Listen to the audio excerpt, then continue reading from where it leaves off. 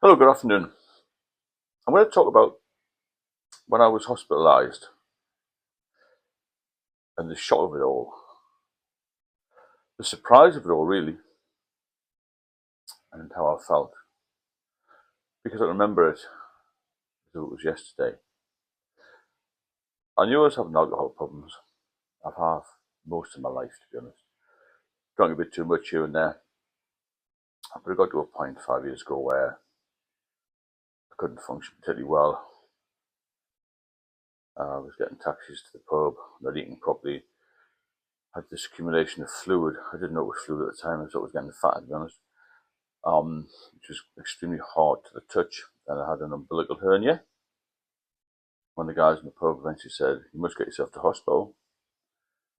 So on a Wednesday morning, I remember it clear as day. At 11 o'clock, I thought, well, I have to do something. Had a couple of drinks, steady my nerves, rang 999, and the ambulance arrived. On a blue light, took one look at me and said, "Pack a bag as best you can, you're going to hospital." And I heard the paramedic say to his mate, "This guy's not well." I knew it wasn't 100%. Went down to the Royal Victoria Infirmary in the major hospital in Newcastle, seen by triage team. Nobody told me what was wrong with this time, but I was feeling dreadful. Worried, scared. I've been to hospitals many times during my career, not as a patient. First time as a patient, really in the A&E, to be fair. But triage, they said to me, "You're going to be kept in." Mixed with shock and relief in a way, because I've been drinking for 4 to 5 years prior and I couldn't get off, just couldn't stop. Tried the doctors, they wouldn't give me diazepam. But other ways I would find out a seizure because I had a previous seizure. Stick with me with this, because it's quite shocking what happened to me. All because of alcohol, no wines, no spirits, just lager. I got admitted that night, Wednesday, Thursday, I did a few tests. Doctor never really spoke to me much about it. He said, "You're not well. Stay where you are. We've got to conduct some tests." I took some fluid from my abdomen. Then I had a scan. Then on the Thursday, I asked one of the nurses, "Can you ask the doctor to come and tell me what was wrong?" I've been there about 24 hours, and this female doctor, I'll never forget, she just came in, didn't even close the curtains on me, and just said, "You're seriously ill. You got liver disease." And walked away. And that was it. Completely shocked and stunned. Extremely emotional, teary, obviously. So I thought, well, I need to speak to somebody else. I said to the nurse, "Can I speak to another doctor?" I said, "Well, there won't be one available for a while because there's been an emergency coming into the hospital, but we'll get somebody to speak to you later." So from this point, I'm just lying in the hospital bed, and I thought, well, who am I going to tell first? My daughter or my parents?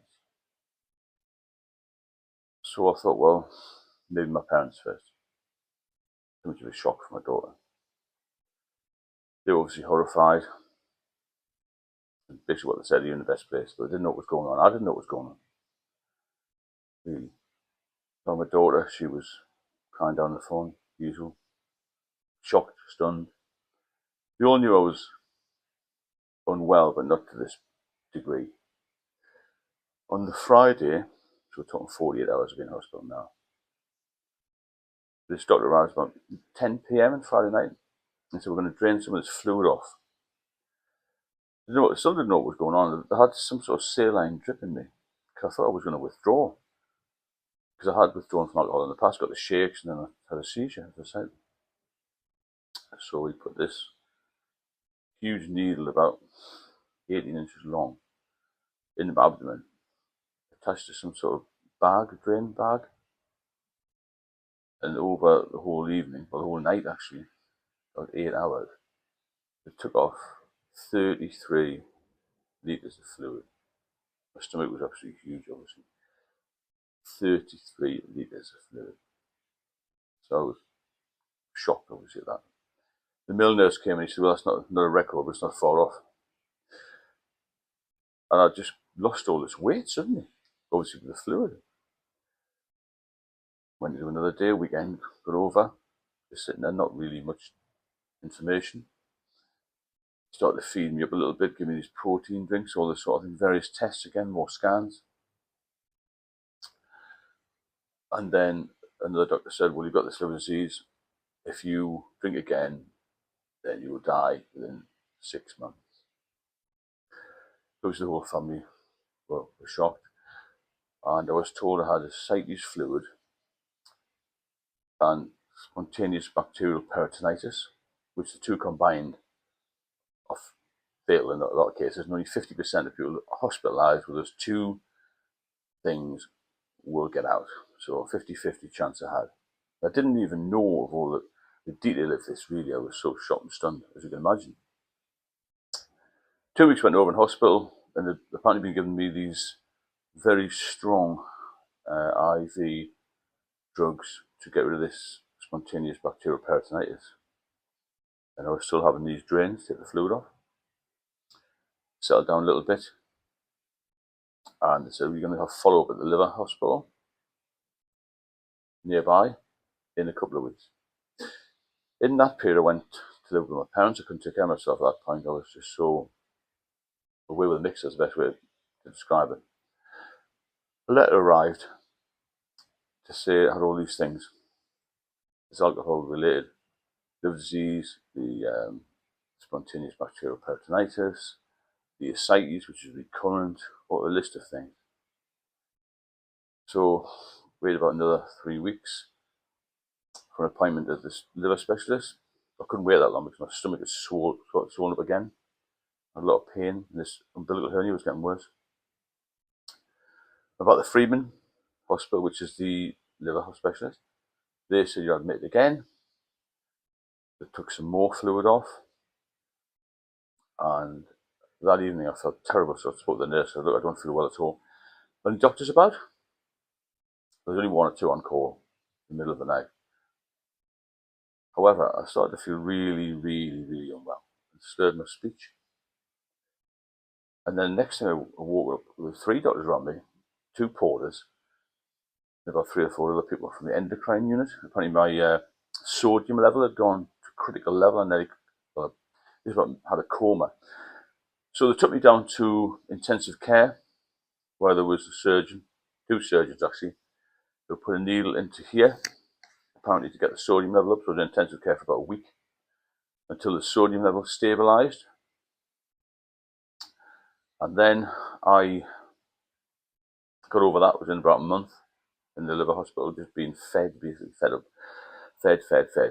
Still draining fluid off, because when you've got liver issues, you lose muscle mass, you lose weight, but the fluid builds up in your stomach.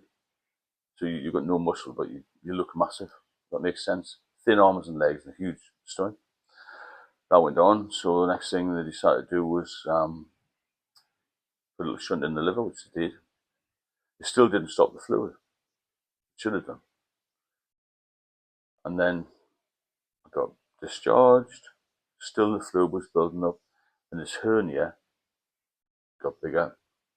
The skin around it gets thinner, you see, because it's the pressure of the fluid pushes the umbilical hernia out, and the skin gets stretched. Anyway, that had a tear in it, and I read that if the ascites fluid leaks, then you will more than likely get a serious infection and pass away. Got an ambulance again. They arrived, put 2 blast bandages on me, which the blast bandages are used for explosive incidents. They didn't stem the bleeding. They got in touch with this. It was all going on during COVID. Can you imagine the carry on? The blast bandages were no good. Got to the hospital in a nearby town, another emergency hospital. Straight to resus, and there was a surgeon there with his surgical kit ready to stitch this umbilical hernia up. And he said, if this didn't work, there's not much we can do. So I was past shock by then, but just I don't know where I was, to be honest with you. I don't know where I was, but just completely and utterly out of the game. Got no time for anaesthetic, so that's what he said to me. Stitched it up. Nobody all that worked. A few weeks later, I was still getting this fluid build-up, so the shunt originally put in, they suggested that they balloon it up very slightly, so I had another operation to do that, and another operation after that to get rid of the umbilical hernia, which lasted 5 hours. So in the last three and a half years, I've recovered so much. Even the consultant said, if somebody had told me 5 years ago you would get back to this level of health, even I would have questioned myself. But I've done exactly what they said. No alcohol, good diet, get some exercise, all this sort of thing. Now, the reason I'm putting this video out is to not shock you, but to give you a warning that this is what's going to happen. The next stage from that, if I hadn't stopped drinking, would be death. Simple as that. But prior to this, I've lived a torturous life for the last 20 years. I've been trapped by alcohol. And it's the worst time of my life. I used to enjoy drinking when I was young, but it caught up with me. Many of my colleagues, friends have passed away because of alcohol. It's a horrendous, horrendous poison. I've given you a few details there. There's even more hospitalisation stuff. I don't want to go into too many details in one video. It'll be too long. But please listen to myself and other people who have been into this mess, because it will kill you. Alcohol will take everything from you. It will destroy you, basically. Fortunately, I caught it just in time, and I mean just in time. If we'd gone another 3 or 4 weeks, I may not have been here. The hospitals did a wonderful job. The medics were great. But there's one thing I can guarantee. Only an alcoholic knows how you feel. If you have any comments about this video, or you want me to cover any subject in particular, please drop me a line. Please subscribe and share the video if it's going to help anybody else. And I'll speak to you all very soon.